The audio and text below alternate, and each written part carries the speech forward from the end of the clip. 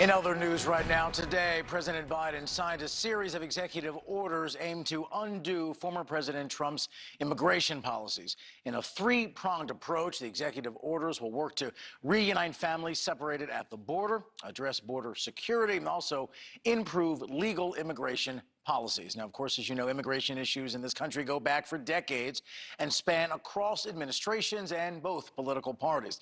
Just to highlight a few tonight, back in 2014, President Obama ordered fences to be constructed at a detention facility in McAllen, Texas, that separated groups into teenagers, families, and single males. Well, then fast forward to 2017, when President Trump signed executive orders against sanctuary cities and funding more border wall between the U.S. and Mexico. Then in 2018, Attorney General Jeff Sessions drafted a report to separate detained children from their parents. Later that same year, President Trump suspended the separation policy, but no plan was in place to reunite families at the time. And today, President Biden signed the three executive orders reversing Trump administration immigration policies.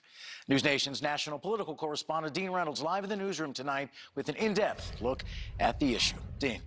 Rob, today's announcement is another step in the Biden administration's attempts to undo the Trump legacy.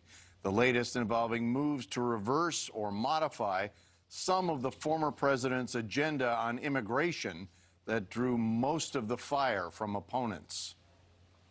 Among the most controversial policies pursued by the former president as a deterrent to illegal immigration involved separating migrant families at the southern border, placing children in group areas while the parents were either deported, jailed, or scheduled for asylum hearings apart from them. But in this way, some 600 children have never been reunited with their parents.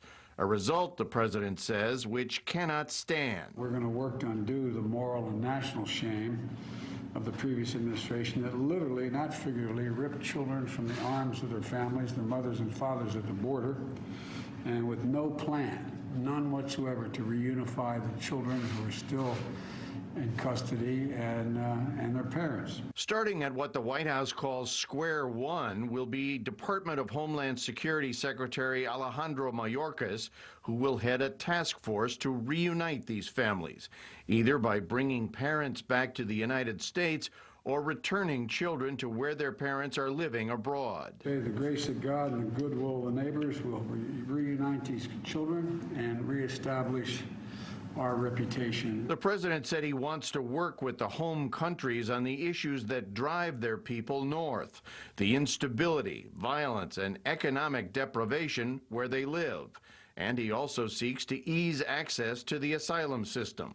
While the effects of these changes will not be immediate, critics were quick to question his action. What he is doing is sending a clear signal around the world that it is time to come to the United States by any means that you can.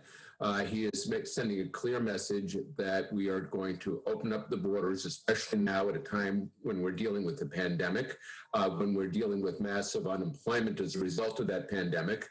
He is basically encouraging people to come to the United States illegally. Ira Melman is media director for the Federation of American Immigration Reform. Most of these people have no valid claims for political asylum, but they understood that once you get your 2 feet on U.S. soil, you are here to stay. Even if you go through the process and your claim is deemed to be invalid, you're still going to remain, because once you are in the United States, it is almost impossible to remove somebody.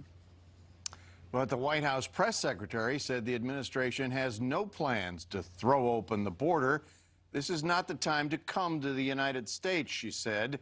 We need time to put in place the immigration process so people can be treated humanely. Joe?